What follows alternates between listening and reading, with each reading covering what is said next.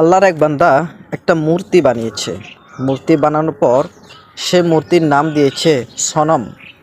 সে মূর্তিটা বানানোর পর প্রতিদিন সে মূর্তির নামটা জপতে থাকে, ইয়া সনম, ইয়া সনম, ইয়া সনম। হঠাৎ করে সে ব্যক্তি সনম সনম এই নামটা জপতে গিয়ে একদিন তার মুখ থেকে ভুলক্রমে মুখ ফসকে বেরিয়ে গেছে সমাদ। যেমন আমরা পবিত্র কোরআন মজিদ সূরা ইখলাসের মধ্যে পড়ি কুল হুয়াল্লাহু আহাদ আল্লাহুস সামাদ।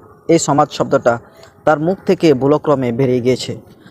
যখন সনম থেকে ভুলক্রমে তার মুখ থেকে সমাদ শব্দটি বেরিয়েছে, তখন আল্লাহ তাআলা সাথে সাথে জবাব দিয়ে দিলেন ইয়া আবেদি। কারণ সমাদ শব্দের অর্থ হচ্ছে তিনি কারো মুখাফিক্কি নয়, অর্থাৎ আল্লাহ কারো মুখাফিক্কি নয়, সবাই আল্লাহর মুখাফিক্কি। এই শব্দটি বের হওয়ার সাথে সাথে আল্লাহ তাআলা জবাব দিলেন ইয়া আবেদি, হে বান্দা। তখন ফেরেশতারা জিজ্ঞাসা করলো ইয়া রব্বে কারিম, এই ব্যক্তিটা সারা জীবন একটা মূর্তি বানিয়ে ওই মূর্তির সেবা করতো, মূর্তির জিকির করতো, সে সনম সনম করে তাকে রাখতো। আজকে তো তার মুখ থেকে সমাদ এই শব্দটা ভুলক্রমে বেরিয়েছে, আপনি কেন জবাব দিলেন?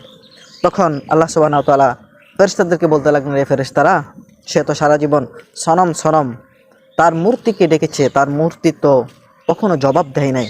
আজকে ভুলক্রম হলো আমি আল্লাহকে ডাক দিয়েছে, আমি আল্লাহ যদি তার সাথে জবাব না দিই, তার কথার উত্তর যদি আমি আল্লাহ না দিই, তার মূর্তির ভিতরে আর আমি আল্লাহর ভিতরে পার্থক্য কোথায় রইল? সেই জন্য আল্লাহ তাআলা বলেন, যখন সে আমাকে ডাক দিল আমি সাথে সাথে তার কথার প্রতি উত্তর দিলাম, যাতে আমার ভিতরে আর মূর্তির ভিতরে কোনো পার্থক্য না থাকে। সেই জন্য দেখুন, সারা জীবন আল্লাহর নাফরমানি করার পরও, আল্লাহর বন্দেগী না করার পরও আপনি যখন একদিন গুনার সাগরে বেশি আল্লাহকে ডাক দিবেন, আল্লাহ সাথে সাথে আপনার ডাকে সাড়া দিবেন। ইনশাল্লাহ কেউ আল্লাহর রহমত থেকে নিরাশ হবেন না।